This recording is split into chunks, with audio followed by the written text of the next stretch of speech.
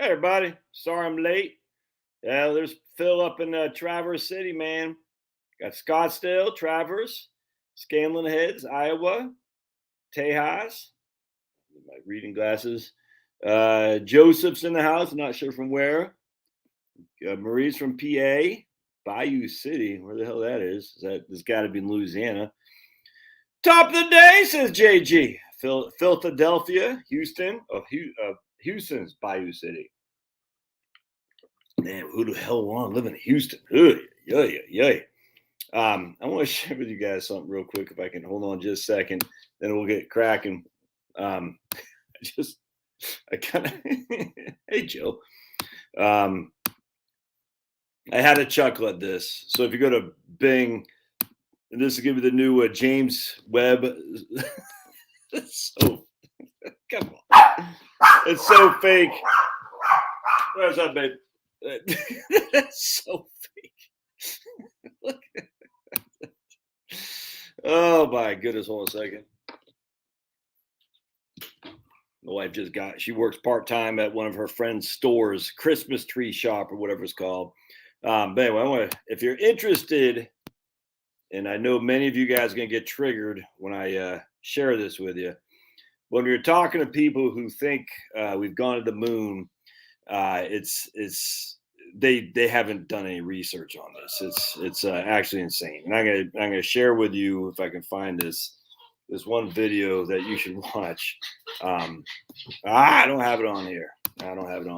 Hold on just a second, and then I'll get into my social security stuff. Oh, what a baby! So cute. So cute you are. Hold on just a second while we're wetting people. I know it's going to trigger some people. People like, how dare you, Josh? How dare you? It's funny. Let's see if I can find this. Yeah, right here. All right, so I'm going to show it. And yeah, you can download it, and you should, because I'm sure it's only a matter of time for it gets deleted off YouTube. This American Moon English version. It's insane, man. I'll put a link in the show notes. Closer look at the it's insane. You're gonna watch this, you're like, damn.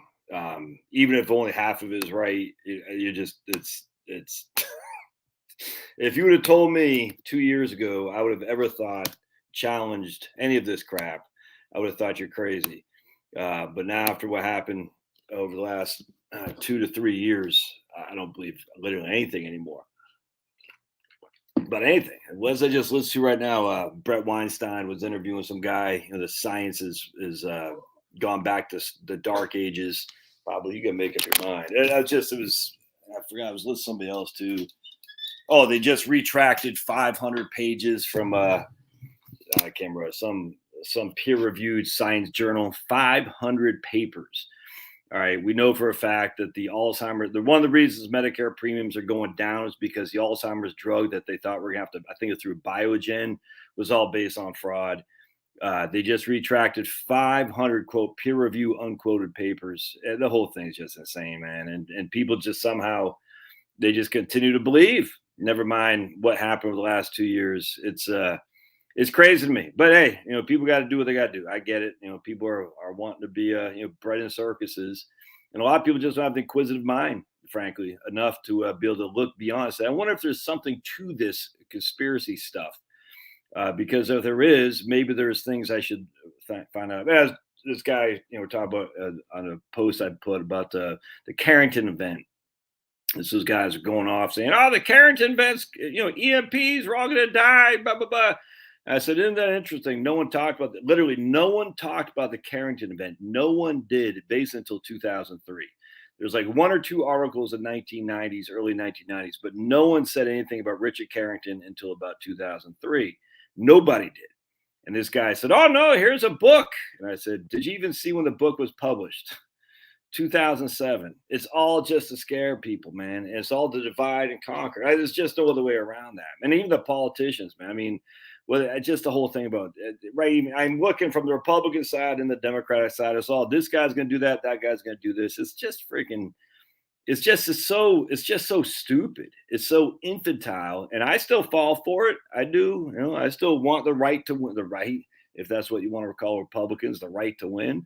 You know what I'm saying? But it's just, it's just so freaking infantile. It's embarrassingly dumb, and yet I fall for it. Many of you do too. And you're sitting there thinking, why do we fall for this crap? Because it's our side versus their side. And again, just hey, no, we're not doing that. It's just mom. No, hold on. Right, go ahead. Oh, now this guy comes in. Oh. It's like a Grand Central Station here. Anyway, so anyway, the point being is when the lack of inquisitive minds is where I want to go with this on the Social Security stuff today, because I can't believe I woke up this morning just fired up, man, because I'm sitting there thinking, is there anyone in my business? Because I tell you, I've been in debates with people in my business a lot on various things, and there's a few that think, but the vast majority just don't. It's so frustrating. Now they think about investments. You buy the index and you're done with it, man. You don't need to think about investments. Investments are the last thing you should be thinking about. It's crazy. But anyway, they get so wrapped up in investments. I'm like, so anyway, I want to go into some Social Security stuff because and then real quick, I'm just going to kind of go through. If I'm a little bit of a grumpy skin, just bear with me here today. Yeah, right here. Wait, is this the one I want? Yeah, right. All right, so we're gonna go to back. All right, right here. If you're not signed up for my email list, I just sent an email on this, so you can sign up. Don't sign up if you don't want to. If you don't open the emails or don't want to hear from me, please don't. It costs me money for people to be signed up. So one of these days, I'll go in and do a purge of people who haven't opened an email in a couple of years. But sign up if you want to hear what I got to say, or don't. I don't, frankly, don't care. The less people who do, the better, because it is a fee based on how many people you got. So if you just sign up and you're not going to open the email, please don't. It doesn't make sense. But anyway, so all right, watch out, buddy. Come on. Too many things happen here today. All right. So I want to go in here, right here. This is what I posted earlier today. 55% of adult Social Security beneficiaries are women. 55%. All right, so we know that women are the bulk of Social Security recipients. We also know that women are the bulk of voters in the older ages. Thus, they're not getting rid of Social Security benefits. I cannot stress this enough. The idea that they're going to tell women we're going to get rid of your Social Security benefits when they're the predominant amount of voters is it's absurd, man. It's mind-bogglingly dumb to say that, and yet people say it all the time. I do understand it because they haven't thought it. All right, so now I want to go in this. This is from Facts and Figures from Social Security 2018. This is 2020, actually. Is it 20 or 18? Let me just double check. I can't remember which. Hold on just a second. This is 2018. All right, because this is what I want to start with. All right, so we're going to go to Facts and Figures, and I want to go back to 2014 because there's lots of good stuff in here.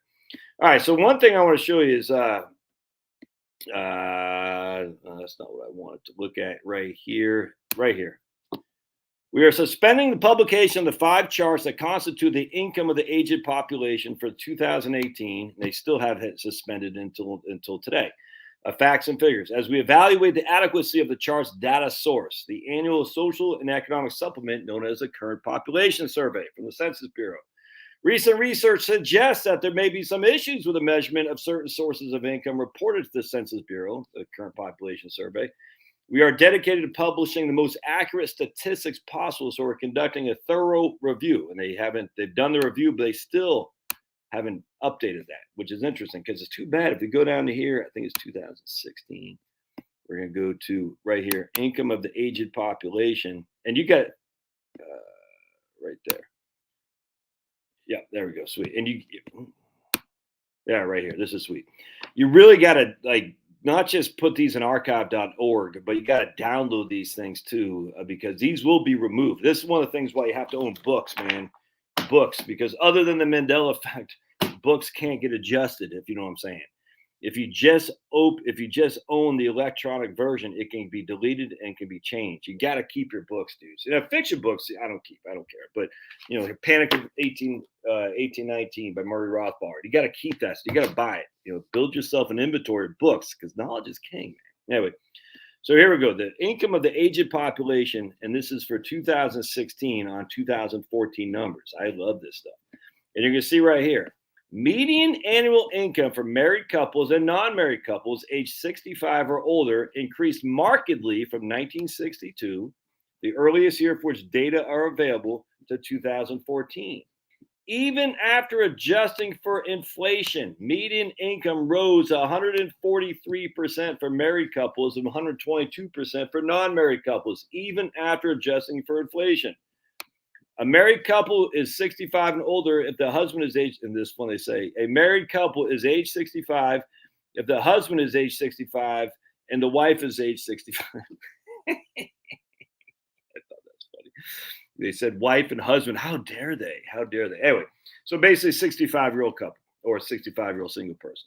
And now, again, adjusted for inflation, here's the median income for married couples in 1962, $22,537. In 2013 numbers, 2014 numbers. Yeah, 2014 numbers. And here's married couple right there, 54,000 adjusted for inflation. Now, the problem, of course, is inflation, which is the book I'm working on. How do you adjust for inflation? They're going to use basic CPIU. CPIU, they're using CPIU is all there is to it. But anyway, point being is this isn't, and I challenge that in some regard, but in this case, it's actually even more beneficial. $22,500 in 2014 was the median income for a married couple over 65 in 1962. It was well beyond twice that in 2014. Interesting. And yet the cost of the goods that we come to know and love have gone down significantly or were invented. Isn't that interesting? But don't forget, that is the median income. All right. So I want to share with you something here. Let's go back again. Now we'll go to the most recent one. Because we're going to go to income of the aged population. Oh, we're suspending publication of the 5 charts. We just looked at one chart that constitute the income of the aged population.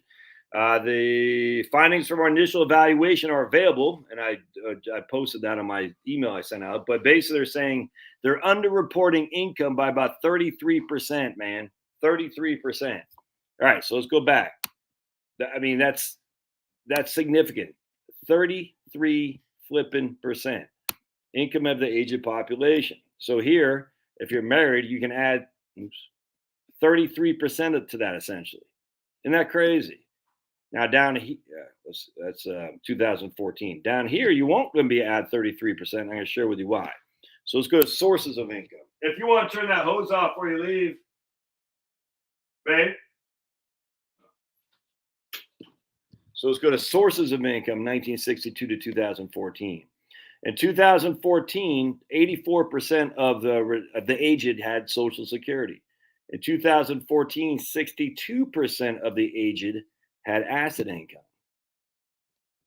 Only 54% did back then in 1962.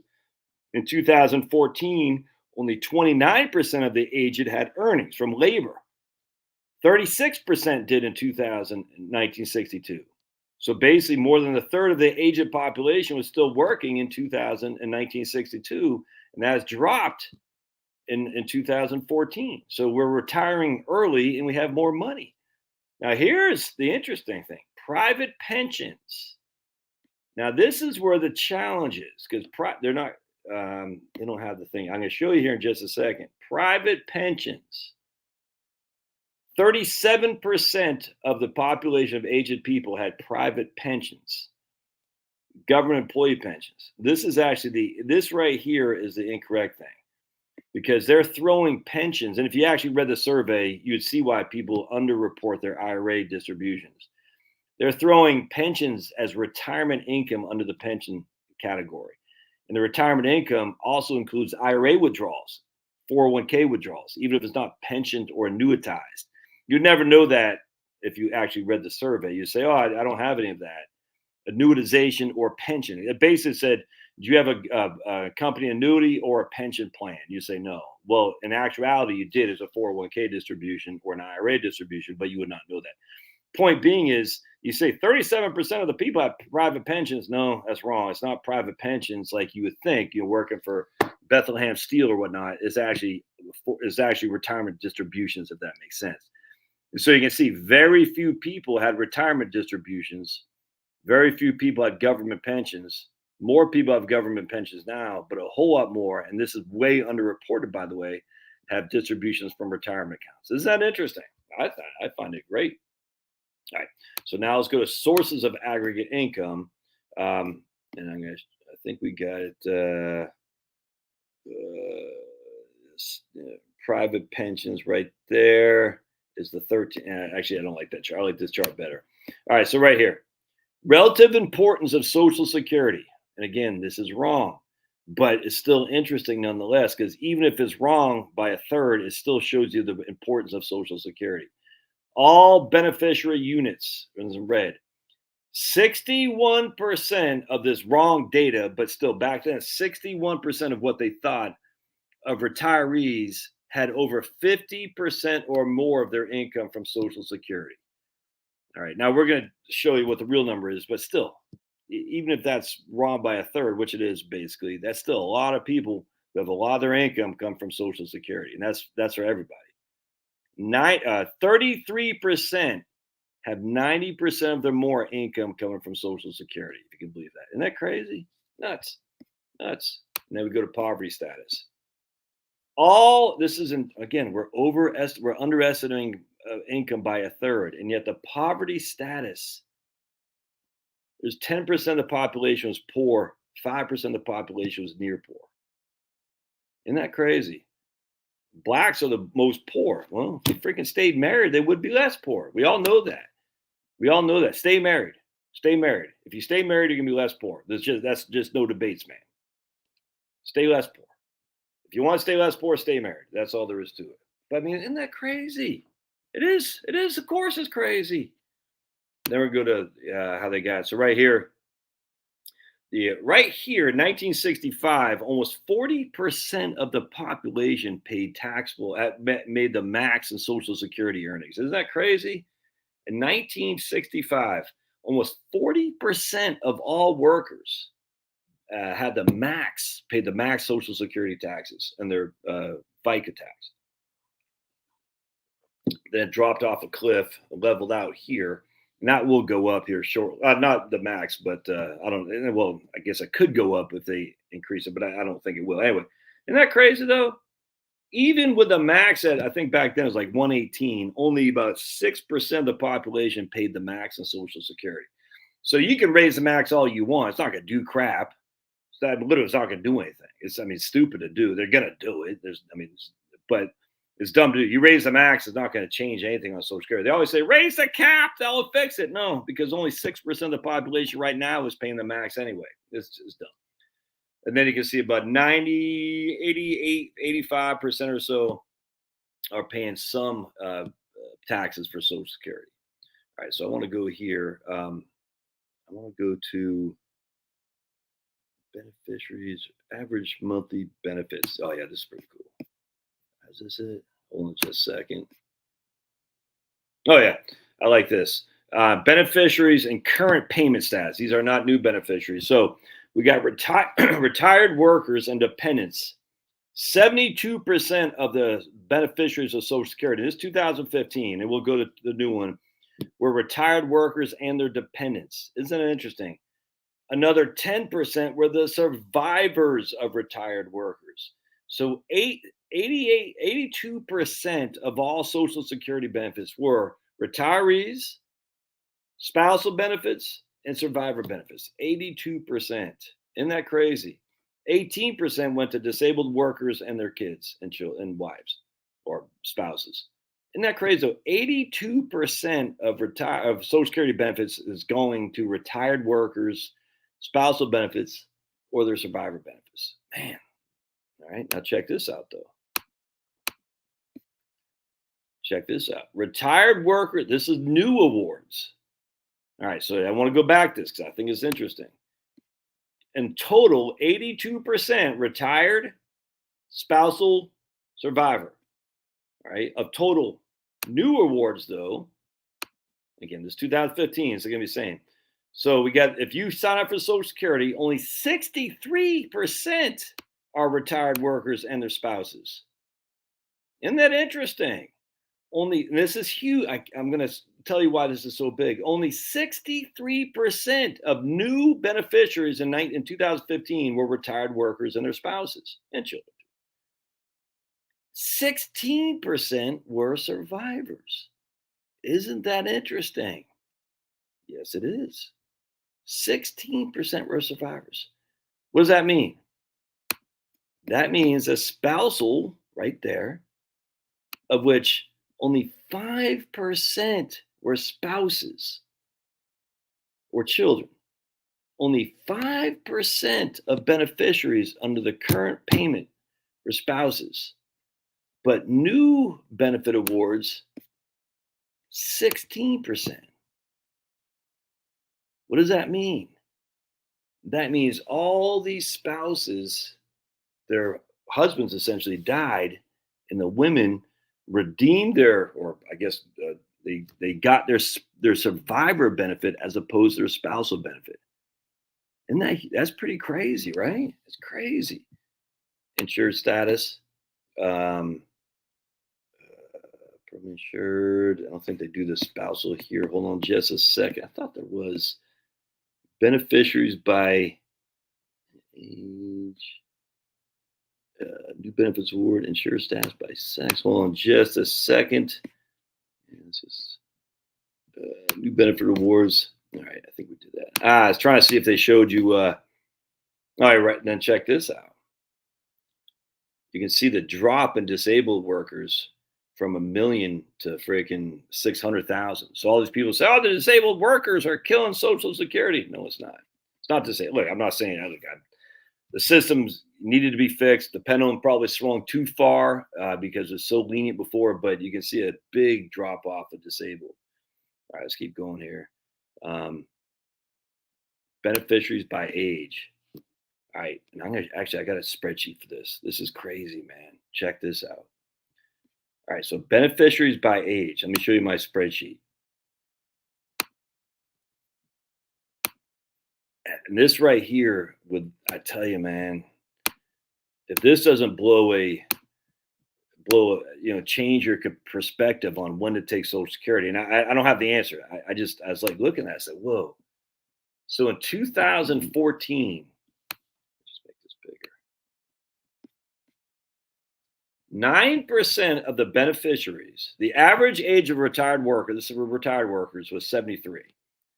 9% of the beneficiaries were between 62 and 64. 1 second. Make sure I've got text here. Okay. All right. 9% of the beneficiaries. 40% were 65 to 75. 22% were 75 to 84. Only 9% were over the age of 85. Think about that. You see what's happened? That's in 2014. Check this out. 2020. And this is just off. I just did this off that what we just saw, but I did it for 2000. This is 2022 using 2020 numbers. Only 7% of beneficiaries. Average age of retired workers now 74. Average age. So not when the workers retired, when the workers getting their benefits, the average age of the retired worker who's receiving benefits is 74, not the average age of retirement. Just want to be clear. Only 7% took it between 62 and 64. 44% took it between 65 and 75. So that's good. More people are delaying it. But 24% are over the age of 75 to 84. So basically, what this tells me here is only 1/3 of all Social Security recipients in 2020 were over the age of 75 years old, at least in terms of retirement, not disability, retired. This is for retired workers. All right. It'd be Josh, Mr. Smith over there who's watching. If you have Social Security on your own records called retirement, not a spousal, not a survivor, less than one third, I should say, of the recipients are over the age of 75. Whoa, whoa. If that doesn't throw some cold water on you in terms of when to take it, that was shocking to me. I was like, whoa. Because remember, the break even age to take it early is basically between 78 and 82, depending on how you take it, depending on we'll just say 80 for simplicity. The break even age of when to take Social Security is 80. Just for you, not talking about your wife or anything like that. I'm just saying for Josh, if I take it at 62, I would need to die before I'm 80 to make that be beneficial. If I took it at 62 and I lived till I'm 83, then it would have been ideal if I did not take it early, because those 3 years from 80 to 83 put the win in the delay Social Security part. But if I don't live until I'm 80, I should have taken it at 62. And yet we just looked at that chart. Only a third of people who are retired are receiving benefits once they're post 75. Woo! Woo! That was, and then I don't want to hear anymore about, oh, we're all going to live to 100. I don't want to hear. We know that's silly, man. I mean, I know there are some people who live that long. There's so many more people who live to 100 than there were. Yeah, because there's so many more people. The baby boomer was huge. The generation of baby boomers were huge. So inherently, just number wise, you're going to have a hell of a lot more people at 100 than you did 100 years ago, because there wasn't as big as a population. Anyway, when I saw it, I was like, man, but see, now for me, it's different. Because I'm a man, I'm 4 years older than my wife. All right. So my Social Security benefit is hers. If I take mine early and I die early before she does, she will get a reduced survivor benefit. I mean, I literally could take my Social Security benefit in 10 years, which is crazy because I don't feel that old, but I could. Nuts. But if I did, then I'd forever be reducing Charlotte's ability to take a benefit off my record by when I took mine early, if that makes sense. And that's something that's a bridge we're gonna have to cross that point. Now, with that said, both my parents are still alive, even though they both smoke like chimneys, they don't get any exercise. They're freaking crazy. Crazy. But they're both still alive. Charlotte's parents are both dead. Her dad died when she was 16, her mom died in 2006. So now her mom had breast cancer, survived that, then died from leukemia because of what they did with the breast cancer. But her mom smoked carton of Cool. She smoked Cools. Her dad died from pulmonary fibrosis. So, I mean, what's the life expectancy for her? I don't know. I don't know. But that's something we're going to have to weigh. But if I'm sitting there, I'm single, I'm like, when I die, I don't care. When I die, who cares? You see what I'm saying? I don't know, man. And this is another reasons why I don't really like doing Roth conversions for single people, because you're like, who's going to benefit from the Roth conversion? And the answer is routinely only nobody, because there's other than you, but you won't benefit until later years. That's why I just generally don't like single people doing Roth conversions. It's like, well, you're not going to see a benefit from this until way out. And your kids, there aren't no kids. So your spouse, there is no spouse. Who cares? You see what I'm saying? So not only do I not think doing Roth conversions, if you're single, taking Social Security early actually makes more sense if you look at that chart, because the vast majority of people don't survive to take Social Security. Now, the vast majority of retirees on their own retirement benefit don't survive to take Social Security beyond 75. Now, remember, that's retiree benefit. All right. Okay. Hold on a second. Beautiful's text me.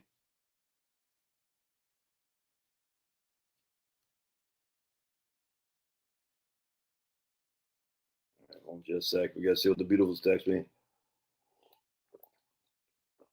Anyway, so the vast majority of people who are retirees do not take their benefit beyond the age of 75. Yeah, that's something to think about. Something to think about. Anyway, let's keep going because I love this, man. I can freaking look at this stuff all day long. Oh yeah, let me look at this real quick. Actually, let me just hold on a sec. Let me keep going here. Oops, cancel. I got canceled. Go back to right here. Don't cancel me, bro. Don't cancel me. I saw some stupid commercial with stupid Sarah Silverman saying, I can't remember what it was about. Like, when I get canceled, I'll be able to do something. And I was like, dude, you never get canceled. You're part of the inside crew, man. Sarah Silverman's never canceled. I mean, she's part of the cool kid brigade. It's like, you want. Anyway. All right, let's keep going here. I thought that's pretty interesting. I want to go to right here. Right here. All right, so here you got average age of retired worker beneficiaries right there, ranges between 72 and 74, going back to 1960. So again, the average age of retirees who receive Social Security is basically hasn't changed much in, freaking 60 years. Look at that; it's just flat. I mean, which means it's gone up a little bit here, but I guarantee now with stupid COVID, that'll be going down for the next couple of years, a little bit.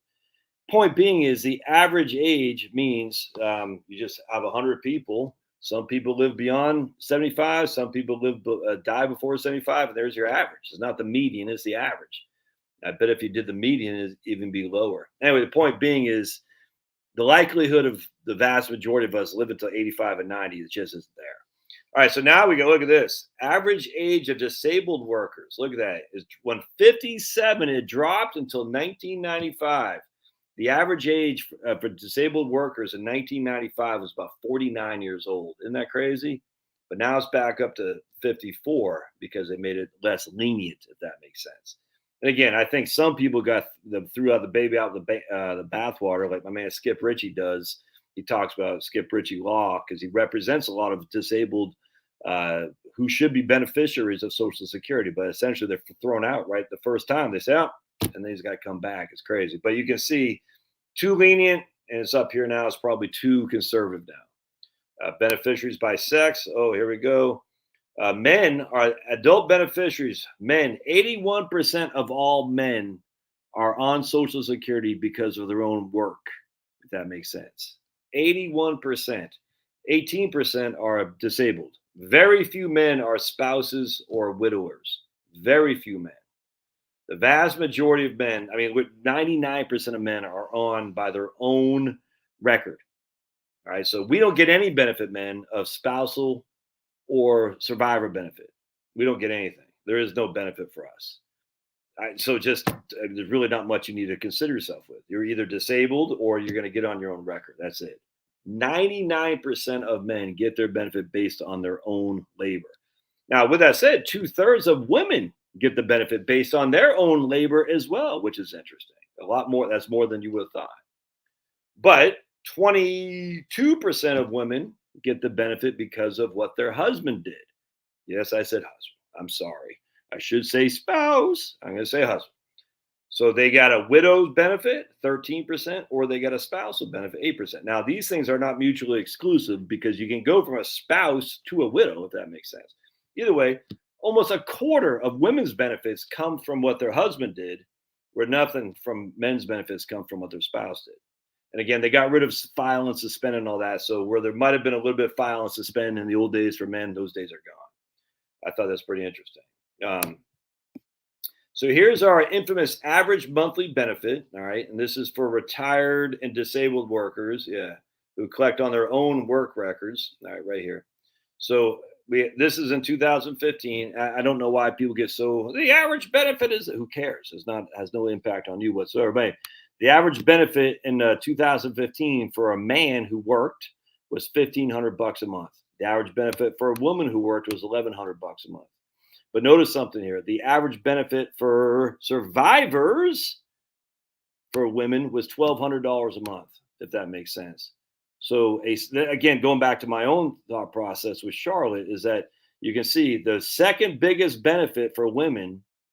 Well, literally the second biggest benefit, which just happens to be mostly accumulated for women, is survivor benefit.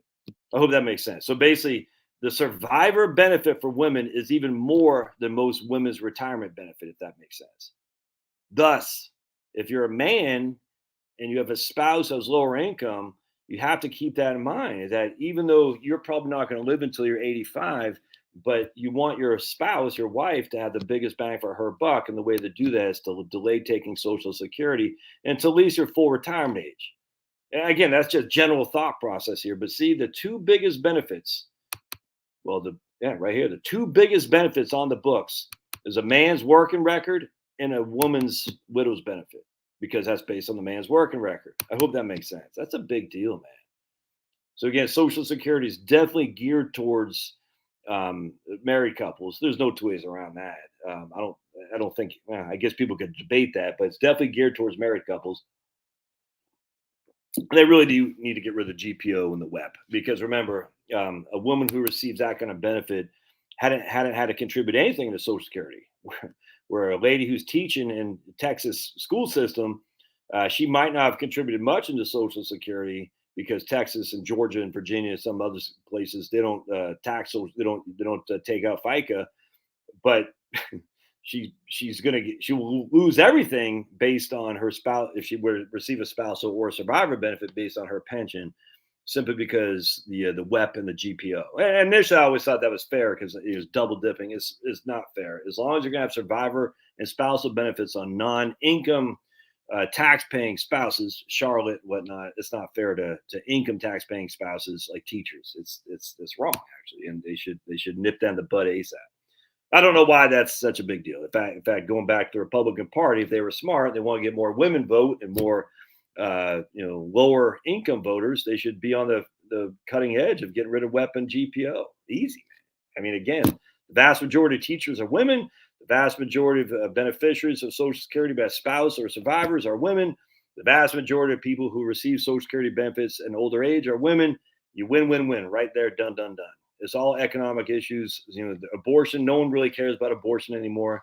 I don't really even think anyone, that many people, all that big on gay marriage, all that stuff. No one cares about that. I mean, I do. Don't get me wrong, but if you want to expand your base without having to go liberal, is just you say we're gonna. And then remember, the Republican Party, their base is middle class, upper middle class entrepreneurs, middle class, middle management types, and lower income, blue collar and teachers and whatnot. That's the Republican base. So you go after those and reward them for their loyalty. It's crazy. Politics 101. Imagine that. All right. So we're going to see women beneficiaries here. I forgot what this was. I can't remember what this was. Anyway, all right. I want to go talk about Social Security financing. So this is interesting. So here's the Social Security financing in 2015. 10.1% of the income received from Social Security is from their interest in the trust fund. 10.1%. When the interest rates back then were much lower than they are today, actually. Payroll taxes, 86.4% are payroll tax.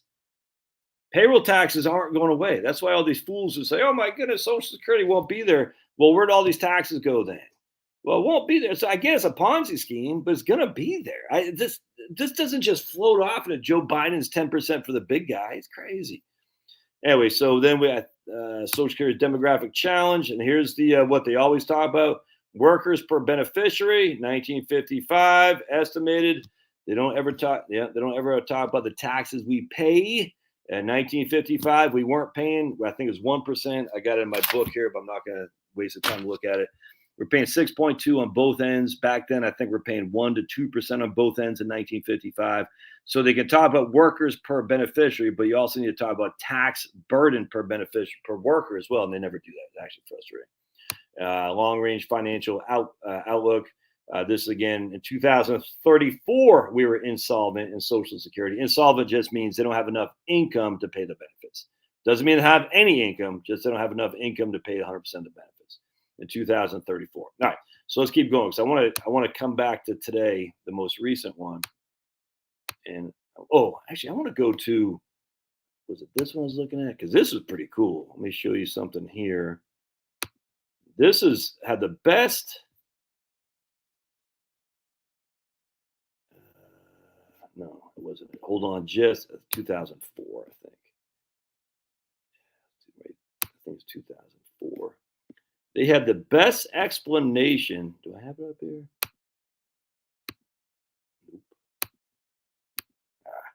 Yeah, here we go. It's 2018. Dag nabbit.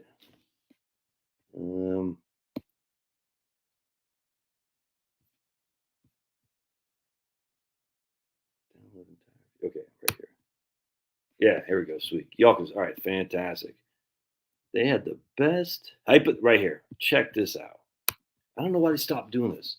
I'm going to show you a hypothetical.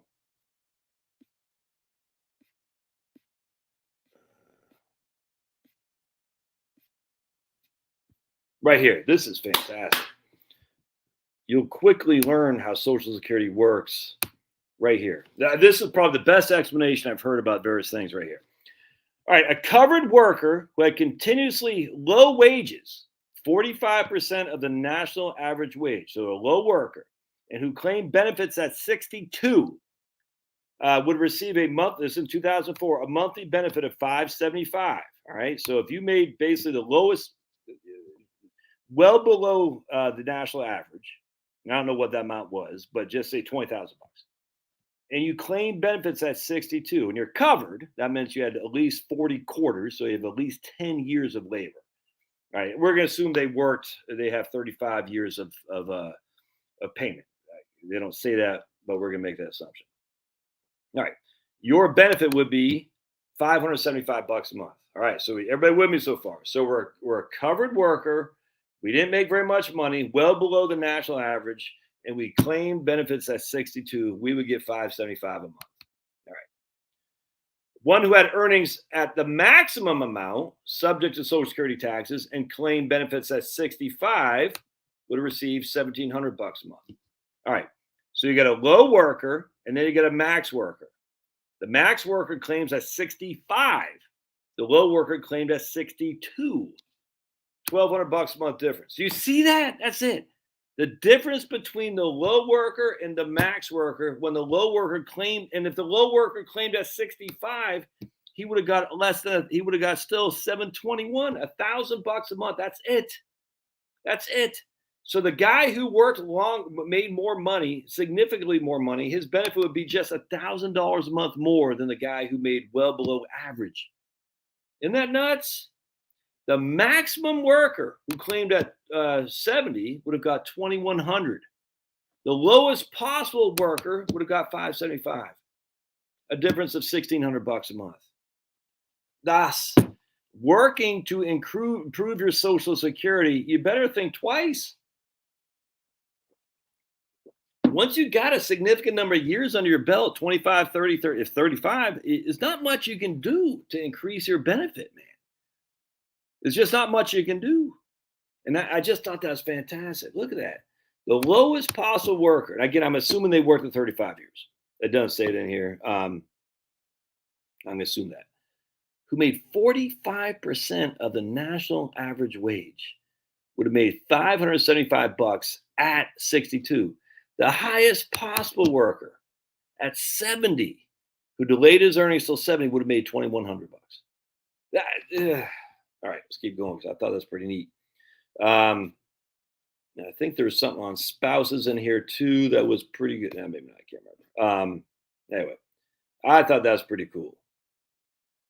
I thought there's something else I want to see in here on spouses. Let's see. Benefits payable to workers who retire at the full retirement age and to disabled workers are equal to 100% of the PIA, subject to any applicable deductions. So again, if you wait until you're 67, your PIA is what you'll get. Your primary insurance amount is what you'll receive as a Social Security benefit. If you're disabled, you'll get your PIA as well. All right. Now remember, if you're disabled at 48, your PIA will probably be significantly less than if it were if you waited to take your retirement benefits at 67 because you didn't work 20 years. If that makes, I hope that makes sense. It doesn't make. All right, so the benefit payable to workers who retire at their FRA, 67 or 66, whatever your date of birth was, and to disabled workers are 100% of the PIA. At the full retirement age, they should say their full retirement age. They shouldn't be should be their. Widow's benefits are also payable at 100% of the insured worker's PIA. All right. Widow's benefits, assuming I did not take my early. So for old Charlotte, she's 4 years younger than me. She has to wait till she's 67 in which to collect her full widow's benefit of my Social Security benefit. All right. It's not based on it is based on when I took it, but it's based on her ability to take 100% of her survivor benefit is based on when she takes it. And there's no benefit for her delaying until she's 70 unless she has her own benefit. I'm not going to get in that right now, but she doesn't get an increase in widow's benefit by waiting until she's 70. There's no delayed earnings credits for spousal benefits or survivor benefits. There is a delayed earnings credits for your retirement benefits. Again, Social Security consists of three things: your retirement benefit, and I'm not talking disabled, your retirement benefit, first and foremost, your spousal benefit, secondly, and your survivor benefit, thirdly. All right. Delayed earnings credits, the benefit you get, the increase in benefits you get by waiting to take your Social Security until you're 70, that's only applicable to your own retirement benefit. It's not applicable at all to spousal or survivor benefits. Hope that makes sense. All right. Now, you can get it reduced if you take your spousal or survivor benefits before your full retirement age, but you can't get it increased if you take it beyond your full retirement. So basically, rule of thumb here is once you hit FRA and you're entitled to spousal or survivor benefits, that'd be the time to file for sure. All right. Non-disabled widows can receive reduced benefits at age 60. All right. So Charlotte, she took it at 60 and I died at 60. I guess I'd be 64. She goes, I'm going to take his benefit. She would get a reduction. I think it was all the way down to 82%. I can't remember. I can't recall, but she would get a reduction in my benefit. It would be based on my PIA because I hadn't taken it. Disabled widows can receive benefits at age 50. Disabled widows can receive benefits at age 50, again reduced. All right. Spouses, children, and parents receive a smaller proportion of the worker's PIA. This is important than the widows do. Spouses, children, and parents receive a smaller portion of my primary insurance amount than the widow does, if that makes sense. Anyway, so right now, if I died today, Charlotte could get benefits on because we still have two children who are under the age of, I think it's 16 or 17. I can't remember, but we still have two children at home who are under the age of whatever it is, and she could still get a children's benefit based on that. All right, that's fan. Now they got rid of all this when they did the new stuff, which is too bad. So I think that's fundamental to understand about how widows and spousal benefits and your own benefits work. And frankly, on disabled too, you'll get your PIA if you're calculated as disabled, but they don't just give it away like lollipops like they used to. They're gonna have to go through a grinder to make sure that you're truly disabled. Do the COLAs get added to the PIA if for the widow if it is 20 years later? If 20 years later, I don't know what you're asking. But COLAs get added to widows benefits, absolutely. Denise says $14 a month. Obviously, you guys are talking. And oh wait, I see some right here. Right here. Hubby worked and collected Social Security last year. That extra year of labor generated a whopping $14 or $168 for that. We're right on, Denise. That's freaking. I hope y'all are seeing that. And Denise's husband makes pretty good money, so that extra year, $168 would buy you a tank of gas. But yes, coal. I'm not sure about the 20-year thing, what you mean by that. But yeah, absolutely, coals get added for sure. $14 a month. Isn't that crazy? All right, it seems like, now I want to go to the last thing, then we'll open up for some questions. So I want to go to where the errors were fixed. They haven't been fixed yet. They haven't been fixed. So I want to go right. Let's see where I'm at here. Table 2. All right, cool. So we're going to go all the way to the top of this. Improving the measurement of retirement income of the aged population. All right, so I give Social Security and I give the Census Bureau credit for being able to adjust when they were wrong before. Now, it's taken a long time. It is a government agency, for heaven's sake, but I I just woke up just at my freaking financial because I got an email. Let me just share with this real quick. It take me off. I'm just gonna go off on a tangent. I got an email from the head of the Certified Financial Planning Board. Wasn't to me, it's to anyone who's CFP. And she goes, "Will you donate to the scholarship for Black Black practitioners who want to get their CFP?" It was based on some guy from 1970s. I don't know who the guy was. One of the first Black certificates. And I said, "No. Wake me up when you don't when you're doing a fundraiser for poor single white moms and dads. Then I'll do it. But I'm not doing it for a black guy in CFP. I don't think that should have anything to do with anything. The days of that guy having to go through what he had to go through and all the discrimination are gone. In fact, I was reading. There's a guy from NASA, Ed Dowdy. Oh man, you should. He's a black guy. He's dead. He just died. Oh my goodness, Ed Dowdy. I love the days of what these black men and women had to go through are so gone that to minimize it by saying we're gonna do what we want for today's blacks, today's Spanish people, today's Asians, today's anybody is freaking stupid. It's just dumb. It's actually infuriating to me. I think it was Ed Dowdy. I think that's his name. And he basically takes on Einstein. He just says Einstein's general theory of relativity is bunk. Oh, the guy, he went to like Virginia State or something like that to get his undergrad because he's a black guy in the South. He was raised in D.C. Black guy, he couldn't. It's crazy. And then the guy's up there talking, saying he's taking on freaking Einstein's general relativity. He says they can't prove it. It's bunk. God bless you, Ed. I think it's. I got to look. Is that his name, Ed Dowdy? Hold on a second, because if I'm saying it wrong, it's Ed D-O Dow. No, Dowdy. Is that his name? Yes, right here. Oh, this guy freaking kicks ass. See, I love guys like that who are willing to stand up against all takers. This guy, yeah, Ed Dowdy, Dowdye, Dr. Edward Dowdy. This guy right here. That's a freaking, that guy crushes.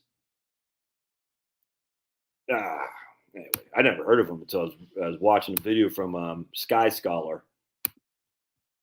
Because all the lies have been perpetuated to us over years with Einstein's theory of relativity. It's crazy. This is how we got to the black holes, the dark matter, all stuff. None of this can't be proven. It's all speculative, and yet the reason they do that is to maximize the universe and minimize us, and that's literally what's happening. If you listen to Carl Sagan, Neil deGrasse Tyson, I don't know who else is the astrophysicists are just fools, man, and they're losing it. Because people like Ed Dowdy have the ability to challenge the science, which is freaking awesome. It makes me so happy inside. But how many people are lost because of idiots like Carl Sagan, Neil deGrasse Tyson? I don't know. I say Bill Nye because he's such a clown. But how many people have been lost because of this to think we're minuscule, unimportant? And it's the exact opposite. Is we are the most important beings in the entire universe. You and I are. And yet when we fall for this dark matter, black holes, all this crap of a expanding universe that's growing and we're just specks, we're irrelevant. All that does is to serve the Darwinism, the Margaret Sangers of the world to minimize the value of human beings. It's just, and someone's got to stand up and fight these people because when they devalue human beings, you know what comes next, don't you? Yeah, you do.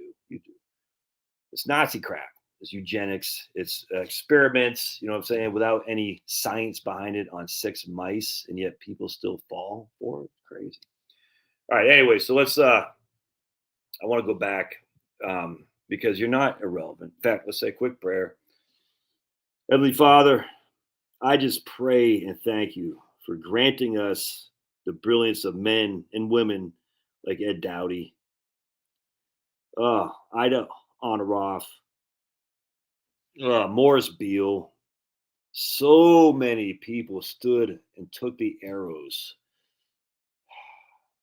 to bring truth and wisdom to the masses, even though they were discounted, discriminated against, Some even thrown in jail. Ignaz Semmelweis. Oh, the list goes on and on.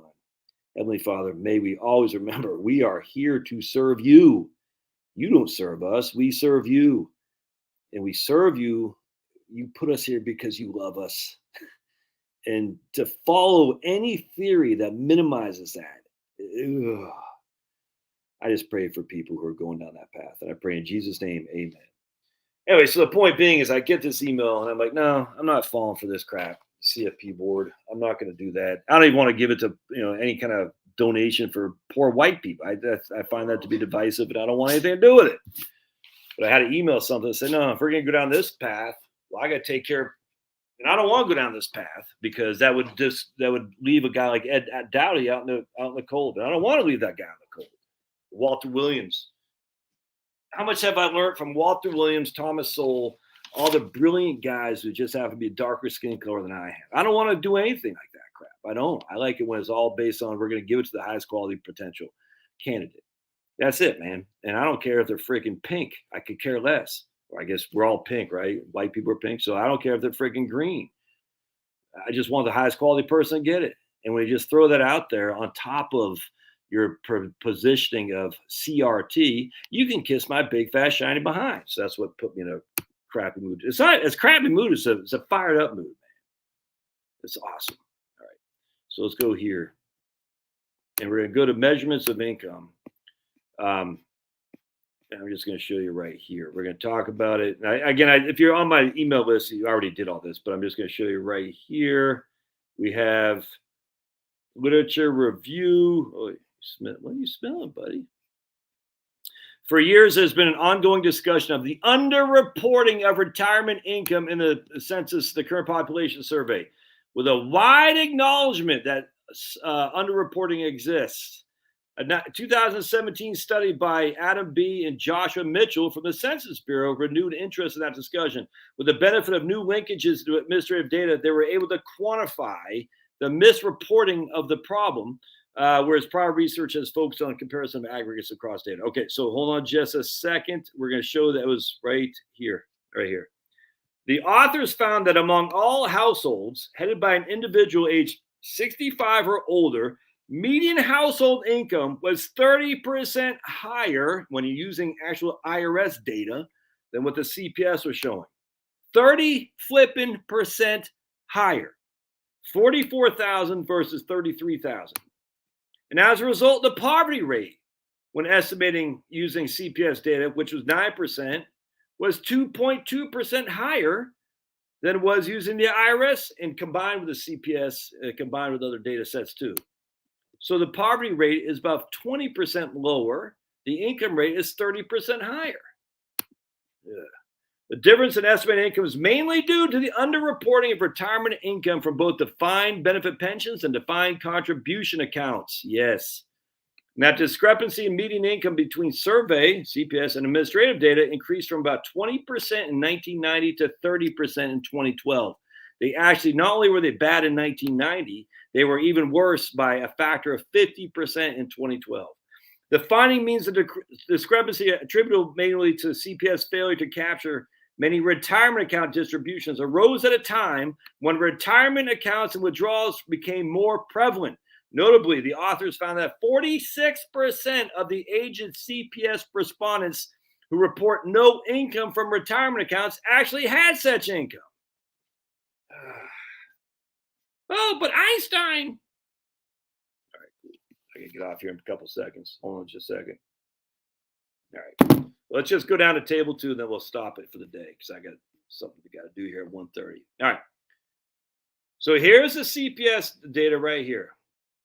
They're saying the aged population, 35% percentage of distribution among individuals. So basically 35% of the aged, their income comes from Social Security. The biggest source of income is from Social Security, according to CPS. We look at the Health Retirement Survey, which is from University of Michigan, and they're saying, well, it's not quite that high. It's actually 31%. Okay, either way. Now, CPS would say 30% of your income comes from earnings. HRS says now 25% does. CPS says only 21.7% comes from pensions. What is pensions? includes IRA withdrawals. Huh. Pensions include, well, I mean, come on, let's use common sense. Pensions, I don't have a pension. IRA withdrawal, yeah. All right. HRS says, no, it's actually higher. It's 25%. But now if we look at CPS plus Social Security data plus IRS data, we say the biggest source of retirement income for the aged is not Social Security. It's actually pensions, which include IRA withdrawals. I mean, we're talking a 14% difference here, man. 14%. It went from 21 to 36%.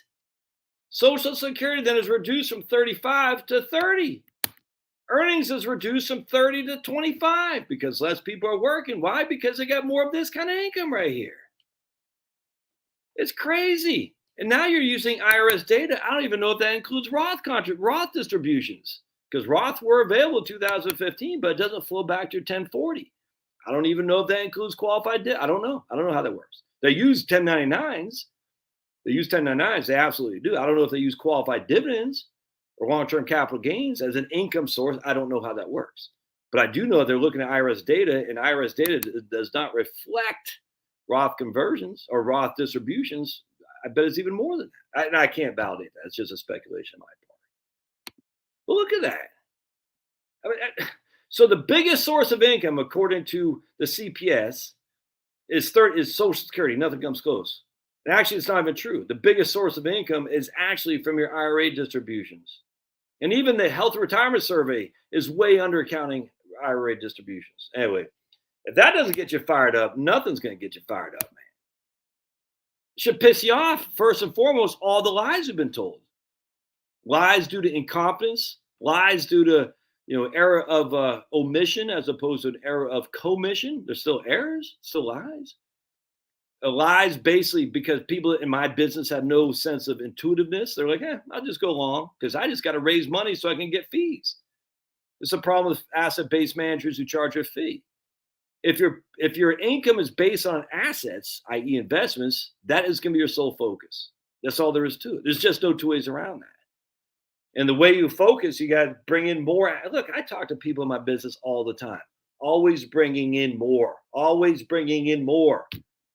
If you're bringing in more, how can you do full-fledged financial planning to make sure that that you're taking the time to understand what's going on in the business?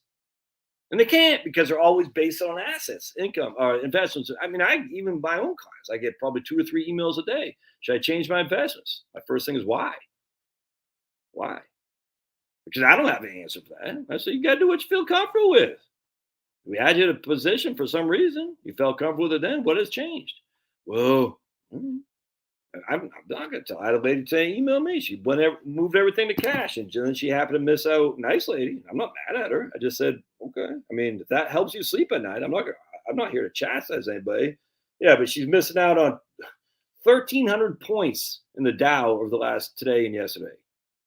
Now, no one knew, but that's the problem, man.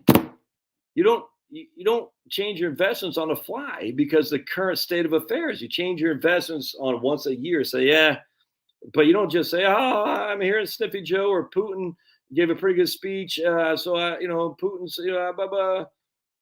Did you read the Putin speech, by the way? Lots of good stuff in there. You must be a Putin agent. No. I'm saying you should read the Putin speech.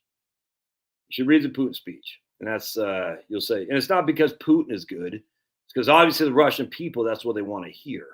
So it just goes to show you the Russian people are crushing, and Putin is reflecting of that. You look at here what we got in the United States. Let's just put it this way. My vote counted, if you know what I'm saying. All right, so I'll take a couple questions. Make sure you put them in caps so I can see.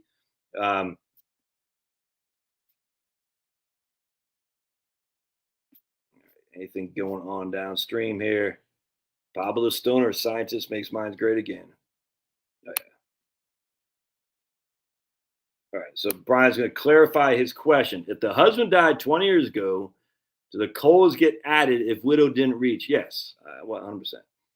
Yes. So she's not going to get Social Security benefits based on 20 years ago. She will get adjusted for the COLAs. Jill says, the projections given for Social Security, okay,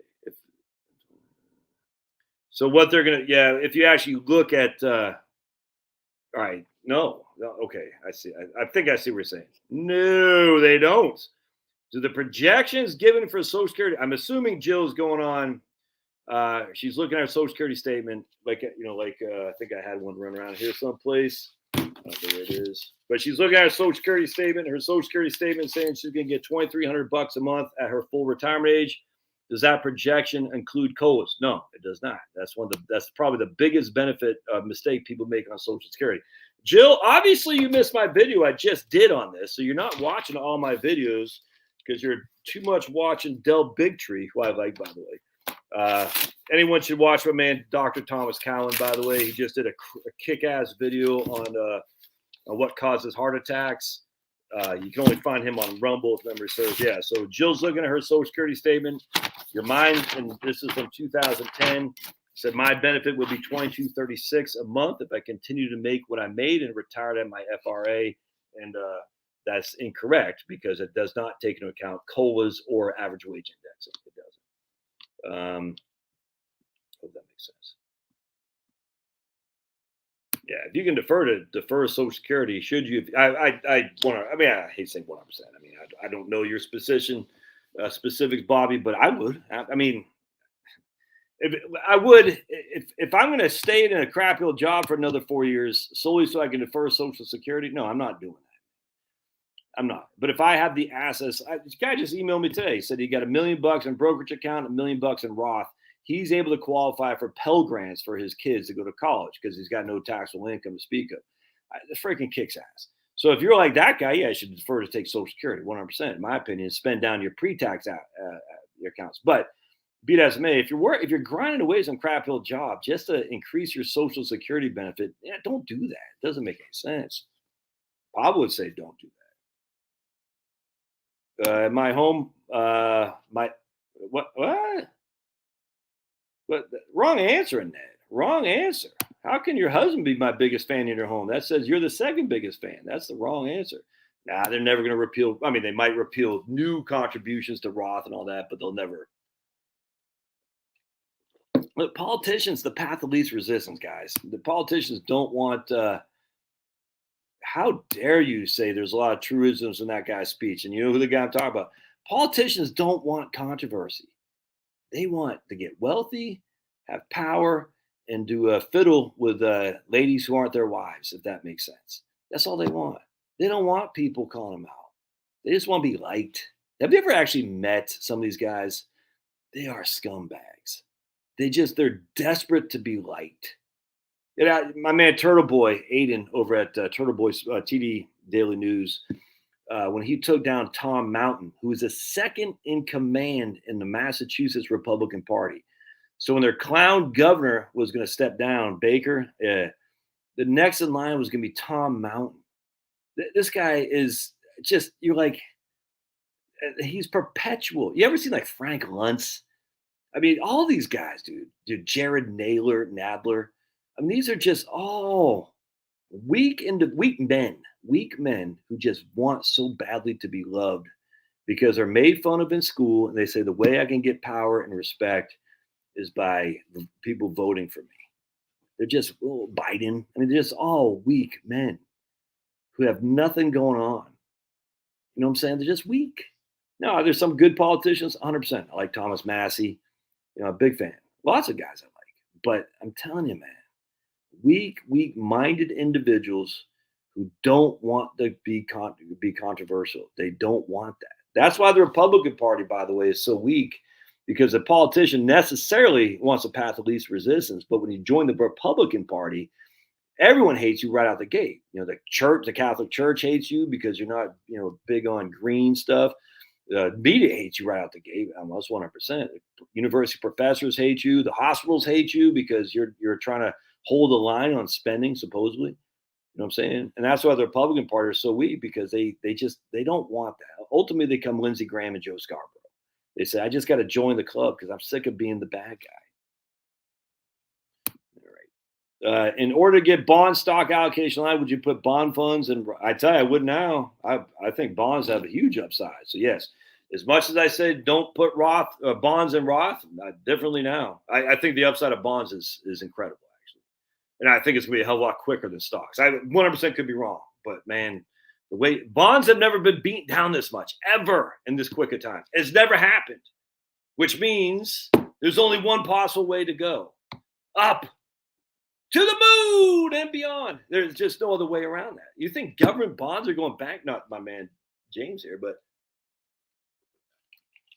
these guys aren't going bankrupt. They're not going to stop paying their interest. As interest rates level off, they're to the moon. Yeah. Biden's your boy. How dare the men? Yeah. Well, listen. All right. Don't look at everything in black and white. My man went back to work to get health care. And he's saying sometimes it's not about increasing benefit amount. I never said it's if you go back to work, it's only about increasing benefit amount. Never said that. What I'm saying is don't do it in order to increase benefit amount. That doesn't make sense. We all have stop looking at this thing so freaking by a false dichotomy. If I say this, that means the other thing can't be. That's not true. You can certainly go back to work for reasons other than increasing Social Security. I would not go back to work to increase Social Security unless I absolutely needed to because I had no other money. All right, let's get beyond this, black and white stuff. It really is one of the reasons we are here where we are. This false dichotomy: red good, blue bad. No. Plenty of blue. Well, not plenty of blue. Plenty of Dan Crenshaw bad. You know what I'm saying? Freaking Jeb Bush bad. Mitt Romney bad. Lindsey Graham bad. Plenty of red bad. Blue good. Not much anymore. That's for damn sure. Blue good. I'd have to think long and hard about that.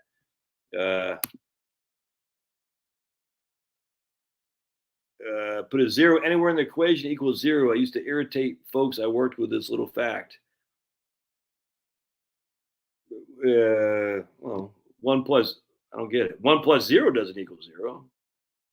And I'm obviously you're saying times, but I just want to make sure. Let's see. All right. Anything else going on? Yeah, 100%. Exactly. There should never be any, that's why people say, oh, you said this 5 years ago, whatever. Yeah, things change. If you're not, look, man, if you would have told me who I am today relative to my political leanings 20 years ago, I would have thought you were nuts. I was the biggest George W. Bush guy there was, dudes. You don't understand.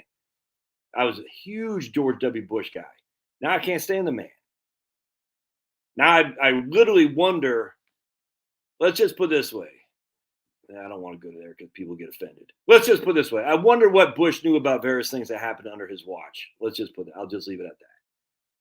You know what I'm saying? And that guy could kiss my big fat behind. Dick Cheney, kiss my big fat behind. You know what I'm saying? All these guys. And if you would have told me that in 2004, I would have thought you're nuts, dude. You know what I'm saying? I would have thought you were nuts. In 2004, October, I was so heavily involved in the Rockham Party, County, Virginia Republican Party. I'm looking out the window because I'm waiting on somebody to come. It was crazy. I mean, literally thinking, driving back, I was at First Citizens Bank on some training in Charlotte, North Carolina. So the best training I ever had, and I'll get out of here after this. I remember driving back on the night of the election, and I'm listening to Hannity. And Hannity was depressed. You could tell in his voice, like 5:30 Eastern time, because the exit polls came in, and it looked bad for Bush and good for Kerry. You could just hear it in his voice. And I said, oh, man, life's going to change because Bush, he lost. Oh, no. I remember kind of being depressed. And then when Bush won, I was like, oh, my goodness, by 60,000 votes in the state of Ohio. That's it. 60,000 votes. I remember thinking, oh, just hindsight, they're all the same people. Bush and Kerry, they're one of the same. There's no two ways around it. Yeah. All right. I'm going to get out of here, my friends. Got to see somebody here at 1:30 is coming up. I just want to make sure if I miss this guy, I'm going to be in a load of trouble by my better half. And you don't want me to be in a load of trouble. So if you haven't signed up for my email list, do so. If you sign up for it and you don't want to hear from me because my craziness, then get off there. I'm okay with it. I don't even know who. I mean, I can see that somebody unsubscribed. I don't care. I literally could care less. I pay for that email list. In fact, when I was at the Self-Reliance Festival, there's another group who does emails That's not MailChimp, and I got to look into them because MailChimp is not very legit. They're weak-minded people, and I got to. And this other group was um, I got to find out who this other mail group was because they looked legit. I just can't remember off the top of my head. All right, God bless. We'll see you guys. Good boy, Pablo. All right, boys. You want to go outside?